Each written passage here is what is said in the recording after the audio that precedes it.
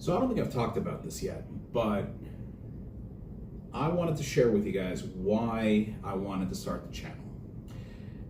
During the pandemic, I had a hard time, a lot of people did, it wasn't just me, but I had a hard time with adapting to the new world, right? I was used to, before the pandemic, it was one of these where I would get out of work, I worked in an office, I'd get out of work, I would drive a half hour, I'd go to school after work, and I would finish at around 10, 11 o'clock at night, drive back, and basically start the week all over again. And then all of a sudden I went from that, being out in the world, in an office, on the streets, in the library, at school, to spending all of my time at home.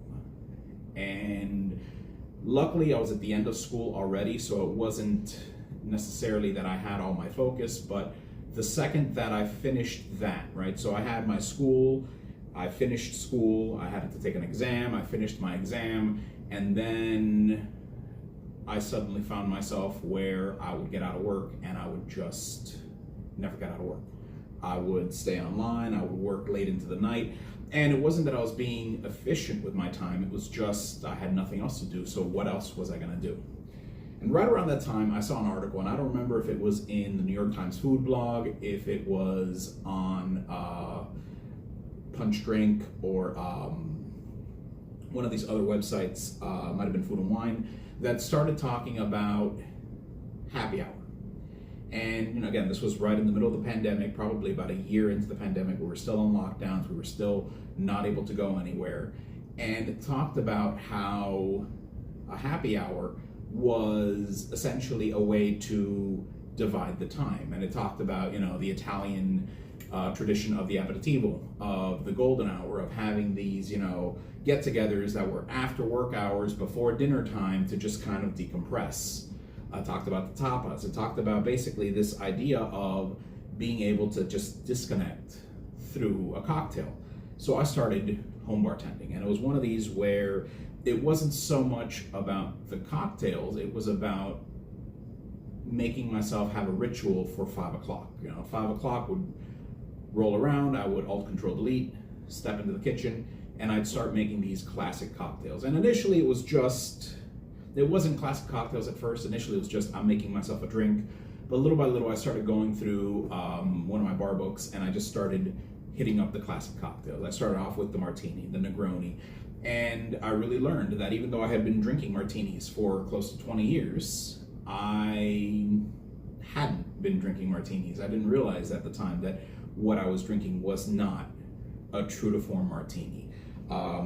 Continued down the line, and it was like, okay, these Negronis that I've been having out weren't necessarily true Negronis. This is what the actual drink is. And then I actually started learning additional drinks. It wasn't just about the Negroni. Now it became about the Americano, it became about the Boulevardier, it became about the Manhattan, it became about other drinks that I may have had in public, but didn't necessarily have them true to form. And I grew as a person. So once everything ended, I was able to go out and really appreciate what it was, what it takes to make these drinks, right? Really appreciate the effort to make an espresso martini. So now when I see somebody making an espresso martini, I'm like, yeah, I'm not going to ask for that. And they're busy. I don't want to, it's one of these things where it really does take a lot of effort. And it's actually contagious. I don't know what it is about an espresso martini. You see somebody making it, and next thing you know, 3 people are going to order one because they want it too. So it really made me a better consumer. And then also it opened me up to knowing what it was that I wanted. So I would specify now. It's like, hey, I want a dry martini. I want to make sure there's vermouth in that. I want to make sure I want it to be wet. I want to have, these ratios the way they are. I'm going to ask for a martini with a twist instead of the olives. I'm going to specify that I want this way instead of however it's supposed to come, or however the bartender felt like making it, just because if I'm paying for this, I want to enjoy it. And it became, like I said, it's one of these where it really made me a better consumer because I was more cognizant of the effort behind it, but also I was aware of what was being made, so I could ask for it to be tweaked to my personal preference. I'm not a bartender. I've never been, even though I've been the guy that when everybody would get together, it's like Armando's making the drinks, but more often than not, that was just because I do the heavy pours. Now it's one of these things where when people come over, when I'm making the cocktails, it's because I can appreciate a balanced cocktail. It's because I have the range. I have, I've developed these, and I still have to look up. All right, there are certain drinks where every time, like I know my martini ratios off the top of my head. I can make them blindfolded. I can make the Negroni blindfolded. Now, mind you, the Negroni, the Boulevardier, those are ones where it's a cheat because it's equal parts. So, it's not fair for me to say I can make that blindfolded. But at the same time, I know that. And I didn't know that prior to this endeavor. And that's why I started the cocktail. That's why I started the channel. That's why I wanted to start this, because I see bartenders doing their drinks. I see them, out there making, having the channel. And yeah, I don't want to get lost in, I don't want to get lost in the sauce. But at the same time, it's one of these things where I do have a different perspective. Because I know what it's like to get to the bar and order something and have somebody question you. I remember back in the day, when I was young and stupid, when I didn't know what I was ordering, and I would order certain drinks. Like I remember the first time I ordered a Manhattan for real, and I tried, just, not knowing anything, not knowing shit from Shinola. I tried ordering the Manhattan. I didn't ask, I picked a random, I think I even picked a scotch. I don't think I picked a bourbon or a rye, and it was awful, and it was one of these where the bartender asked me questions, what do you want? Do you want this? Do you want that? And I asked, and they kind of knew, it was kind of I don't want to say they shamed me, but it was kind of like the questions, like they kind of gave me leading questions knowing that I didn't know what I was doing. And instead of supporting me, instead of being like, hey, do you know what you're getting? Do you know that this is how this is? This is what this is going to taste like. This is what it's like. And it's intimidating. It's intimidating to see these drinks. So I'm hoping to take that away. I'm hoping to take away I'm hoping to demystify these cocktails and make it so that it's accessible for everyone. When you get there, you know exactly what it is that you're asking for. You know exactly what it is that you're going to get. And, and for example, I'm going to talk about, I've shown you guys the cocktails. I showed you the glasses that you're supposed to be getting, or at least I've mentioned them. I haven't shown you because I don't have the glasses. But I've told you, for example, you order a martini, you're getting it in a martini glass, a Nick and Nora, or a coupe. If you want to get on the rocks, you can get on the rocks, but that's not the way it's supposed to come. And I haven't shown you that just because, again, that's not typically the way it is unless you ask for it. But that's the idea here. I'm hoping to show you guys what it is so that when you go out, you're not intimidated by these cocktails and you're going to have a better experience. You're going to know what it is and you're not going to like them. Okay. It's one of these where it's like, I'm not going to say you're going to love every cocktail that I put on this channel, because I don't love every cocktail that I put on the channel. A way down the road, I have a section planned out for champagne cocktails. And to be honest, it's one of these where, not spritzes, champagne cocktails. And I'm nervous about that, to be honest. It's one of these where I know I'm not crazy about a lot of champagne cocktails because I'm not crazy. The bubbles, they don't tickle my nose. So, so it's one of these where I worry about that section because I'm going to be drinking, I'm going to be making these drinks that I'm not crazy about, but I want to put them out there just so you're aware of what it is that you're getting, what it is that's out there. And maybe you will like them. Maybe you'll find something that it's like, hey, this is a good time. This is something I'm going to like. This is something I'm going to enjoy. And that's the point. I want to share this because I do love. To me, it's one of these things where it's like, it's an experience to have a cocktail. It doesn't matter if we're at home, if we're out. I think I talked about this on my first episode. It's one of these where I love nothing more than getting to dinner 30 minutes early so I can sit at the bar, have a drink before dinner, and just kind of unwind. And again, it's that buffer, it's that filter between going out, and whatever it is you're doing, because it doesn't have to be you're working and you're going out, you're working and you're going home. It can be anything. Last year, I was in Austin for a bachelor party, and we were having a blast. It was great. It wasn't that, it was a bad time. It wasn't anything, but we were hot. It was Austin in the middle of June or July, I think it was. And actually, no, I apologize. I just had this conversation. It was in August, but either way, it's still incredibly hot. And we were heading back to the hotel, and the plan was we get back to the hotel, we change, we had like an hour, and then we were going to jump on an Uber and go to a fancy steakhouse. And I didn't say anything to anyone. I got into the room, I took a shower, I changed, and I ran downstairs. I jumped on one of those, rideshare scooters, and I went by myself, and I texted them, guys, I'll see you at the restaurant, don't worry about me, I'll see you there. And I specifically went to, on the scooter. So I had a 5-minute scooter ride by myself, which was fun. I ended up being part of I wasn't part of the Pride Parade because it hadn't happened yet, but the road was closed for the Pride Parade, which is fun. But I ended up getting to the restaurant and having my cocktail before everybody else. And it was my experience. It was what I love doing. And it was, like I said, it's what I like to do. So it's something that I hope, and again, it's not for everybody. Maybe you guys won't like that part, but at least you'll find the confidence to order cocktails, to order things beyond just ordering the standard margarita, Cosmo, vodka cranberry. You'll find something that's truly yours, and you'll enjoy it. You don't have to make it part of your personality. You don't have to be that person that only drinks old fashions, only drinks cosmopolitans, whatever it is. But at least that way you're not intimidated when you get to the bar and say, "Oh, I don't know what I want to have." It opens you up for those conversations. It opens you up for those experiences. At some point, I'd actually like to hit up. There's a few bars here in Florida that have the, you call them or bartender's choice, where you basically tell the bartender, "Hey, I want to make, I want something spirit forward. I want something, potent. I want something, fruity. I want something sour that has vodka in it, and they'll come up with a concoction right then and there." And my favorite thing about that experience, those experiences, is that you get there and you'll give them the same specs, the same bartender. You'll tell them, "Hey, I want it to be spirit forward, sweet, and sweet and sour." And every drink they make you throughout the course of a night will be a different drink. It will be delicious every time, but it's something different. But that way you'll know. Again, it's one of these where I'm like, obviously I won't necessarily teach you how to make it, how to craft it, because that's not the point of this.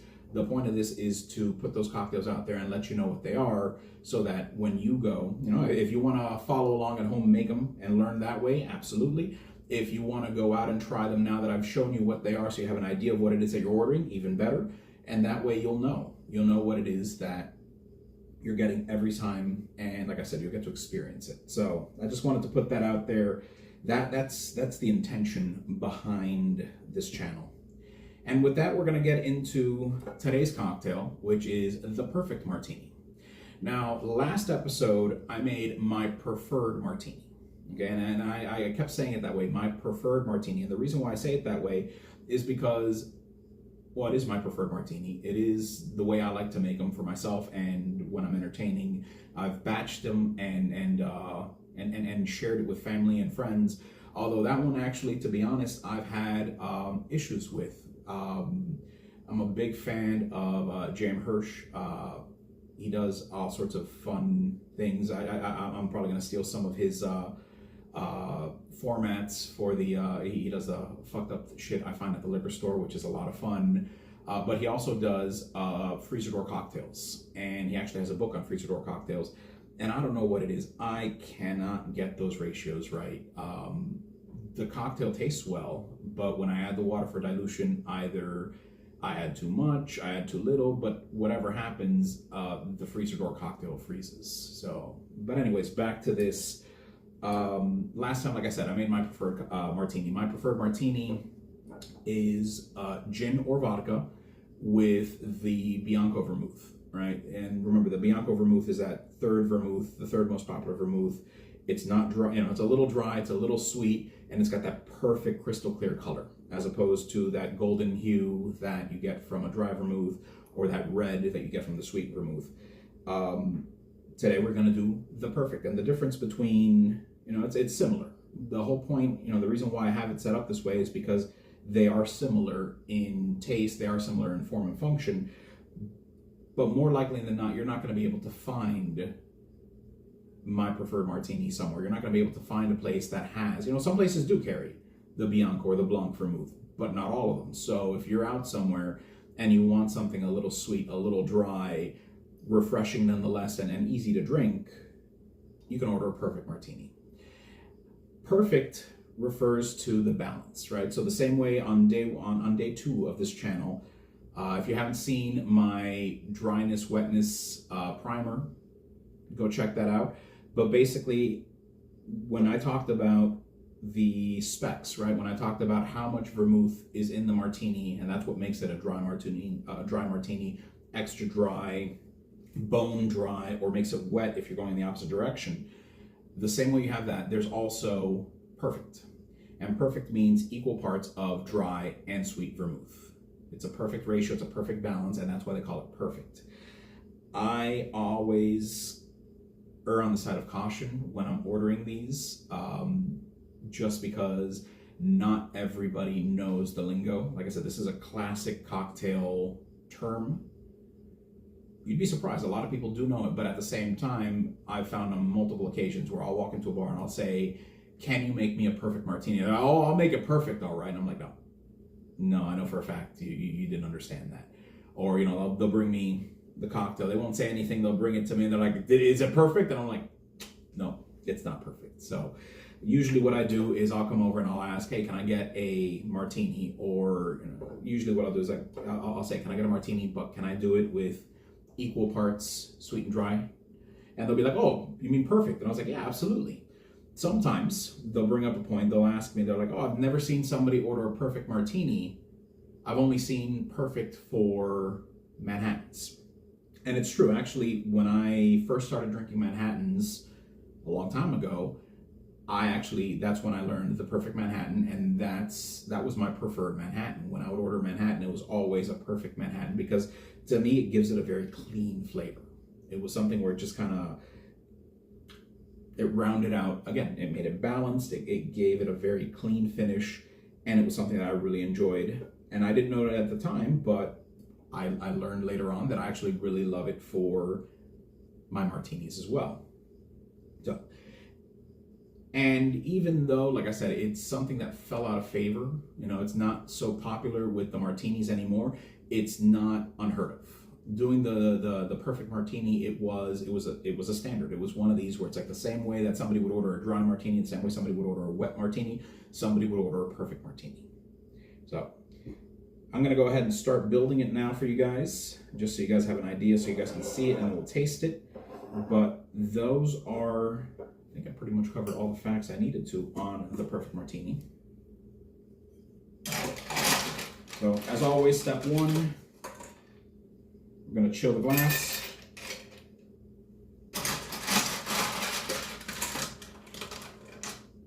Go ahead and add ice to my mixing glass as well.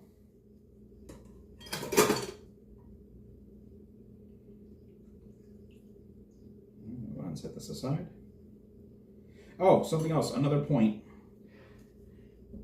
No, I forgot something. So when I make my preferred martini, I showed you guys that I like to add orange bitters because I feel that the orange bitters really balances it out, right? The martini itself is very neutral. It's a neutral vessel. It has the botanicals of the gin, and then you get the aromatics from the vermouth, so they all play well nicely together. But I felt that the citrus was what was missing, adding the lemon peel, obviously, but then the orange kind of really balanced it out. Not all bars have orange bitters. You will be lucky to find places that have orange bitters. Usually everybody has aromatic bitters. Specifically, they'll have Angostura. Some places will have Pouchard bitters, which Pouchard bitters are their own type of bitters and a brand of bitters from New Orleans. You'll see them in Sazeracs, actually, and other cocktails. But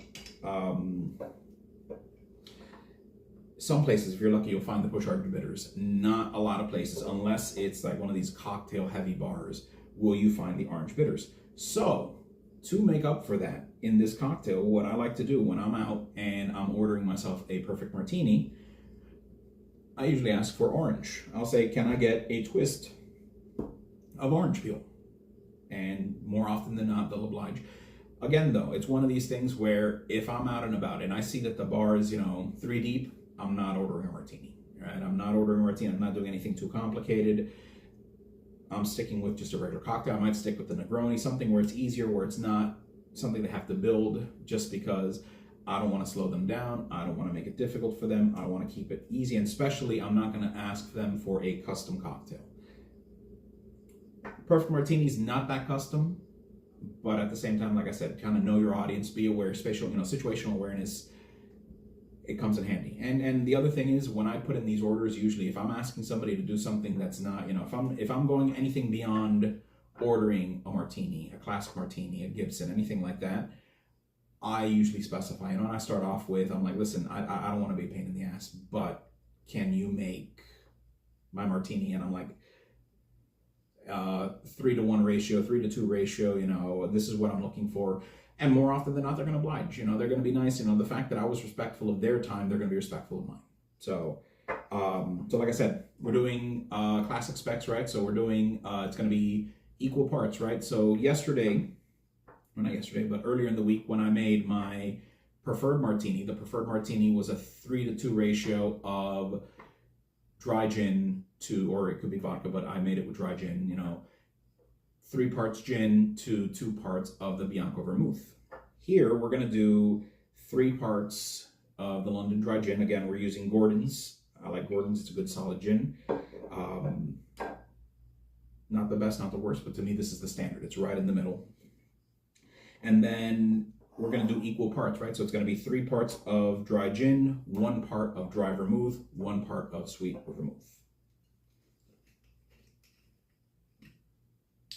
We're gonna have my gin in here. We're gonna go ahead and add 1 part dry.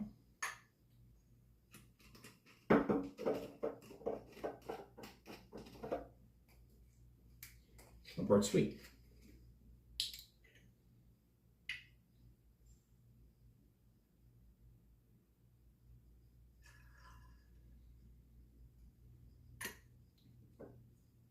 And then today we're not adding any bitters to it because, like I said, the whole point is to show you what it's like without the bitters.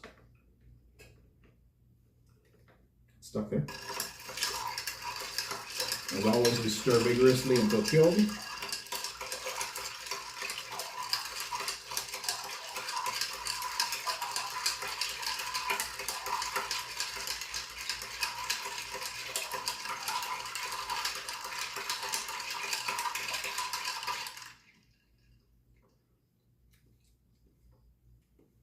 I hate this joke, but it's perfect. So, all right, dump out the ice. Let's strain it in.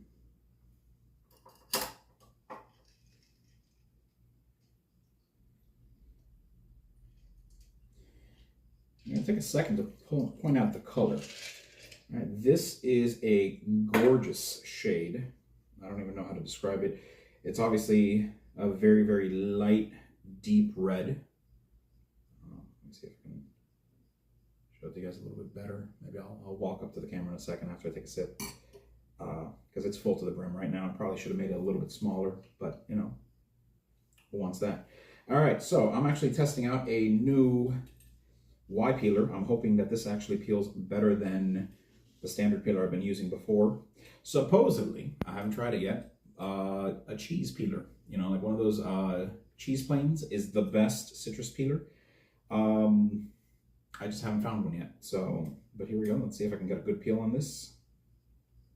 Oh, there we go. Oh, yeah, we're getting a good piece.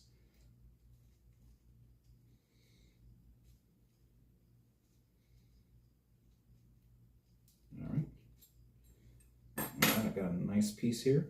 All right, so we're going to go ahead and express it over the surface. Let's see if I got a good express. No, it didn't express at all. Damn it. All right, so either way, I'm just going to give it a twist. We're going to kind of pass around the edges there, drop it in. All right, and here we go. Let's taste it.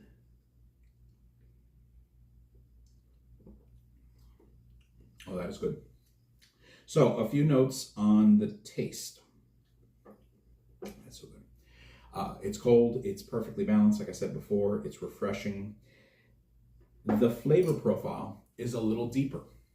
All right, so when I did my vermouth primer, where I kind of showed the different flavors, where I talked about the different flavors that you get from each vermouth, I talked about that for Well, I talked about that each vermouth has its own flavor profile. It doesn't matter, they change from brand to brand, that each recipe is proprietary.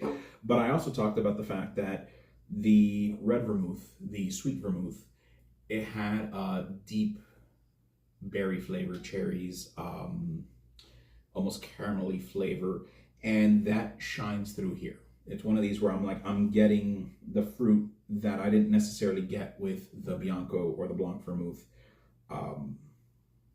It's a very different flavor, but it's still sweet, it's still dry, it goes down smooth. The orange peel does actually give a hint of that citrus. It plays nicely. And let me go ahead and see if I can show you guys this, because I do want you to see this color, because it is a beautiful color. All right, look at that, right? Get back to my side of the camera.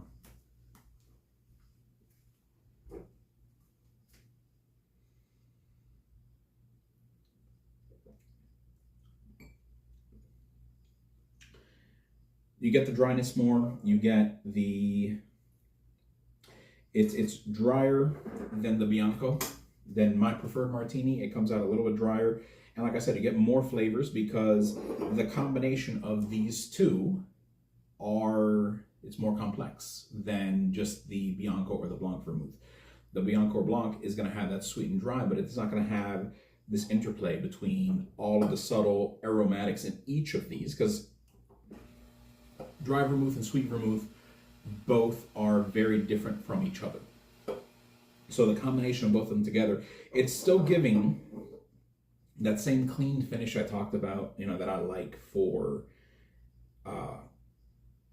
that I like in my perfect Manhattans, or that I like in my perfect martinis. But at the same time, it's much more complex. There's a lot more flavors going on here. It's one of these where, like I said, I'm getting the berries. I'm getting subtle notes of caramel. I'm getting the cherries. I'm not getting so much citrus, although I do get the finish of the orange peel, which is nice. Yeah, no, there's a reason why they call this perfect, and it is true. It is absolutely perfect. I love this. This is one of my favorites. I hope you guys will go out. Nothing would make me happier than I start seeing perfect martinis on menus, or just it becomes part of the parlance again. It's something that bartenders start using regularly, as opposed to something where I'm surprised when somebody knows it. So anyways, guys, this is actually the last episode of my unofficial martini masterclass. So every episode that I've had up until this point has been basically just giving you a primer, giving you just an idea of what a martini is, right? We started off with the classic martini. We got into the wet, dry spectrum. We got into vermouth. We talked about the Gibson, the dirty martini. I shared with you a little bit about vermouth, and then I shared with you my preferred martini, as well as today's the perfect martini. Next step is we're going to continue down martinis, but at least now, like I said, you guys have a basic understanding of martinis. Much to my disappointment, the other day, I actually saw a maybe 2-minute commercial with Stanley Tucci from Tanqueray, where he basically gave do's and don'ts. And, it was a much higher 10,000 foot review of martinis, of what I've covered in, 2 hours? He did it in about 2 minutes, but still, I don't feel that he gave the nuance. I don't think he gave the depth that I went into with this. But at the same time, it's something where, like I said, I gave you guys the foundation. This is the foundational knowledge of martinis. Our next step in the channel, we're going to continue with martinis, and we're going to hit up the classics, right? So we're going to talk about the Martinez. We're going to talk about the Manhattan. We're going to talk about the controversial Vesper. We're going to talk about the Tuxedo, right? So we're going to talk about these classics that, these are just as, old and just as classic as the Martini, but these are drinks, the Manhattan obviously is still around, there are Manhattans, on a lot of bar menus. It's something that I do feel that actually, while I feel that the Martini itself was bastardized, because of vermouth, I feel that the Manhattan has continued to stay true to itself. But we're going to talk about those. We're going to share, I'm going to talk about the specs. I'm going to actually talk about the actual flavor profiles. Some of those are drinks that I've never tried before. So I'm actually really looking forward to explore those with you and experience those for the first time on camera. So that's going to be fun. From then on, we're going to go into the new classics, right? So we're probably going to talk about the Cosmo. We're going to talk about the Espresso Martini. We're going to hit on those, and then from there on is where we're going to branch out to other cocktails. Like I said, I've said it a few times before. I don't know if we're going to do Negronis next. We're going to do highballs. We're going to do old fashions. I'm not sure which one of those we're going to do first, but we'll see where martinis take us. But either way, we've only just begun this journey. I'm really excited about this. Guys, I hope you're enjoying this. Like and subscribe. If you have any thoughts about, if you've tried a martini, if you've ordered one out, or you've been trying to make them at home, following my specs, please comment down below. Let me know what you think. If you want me to make a different cocktail, if you want to try something, you want me to jump in, be it on the martini bandwagon or something else, by all means, comment down below. Let me know. As always, I'm going to finish this off camera so I don't make a spectacle of myself. Cheers and have a great night. Thanks.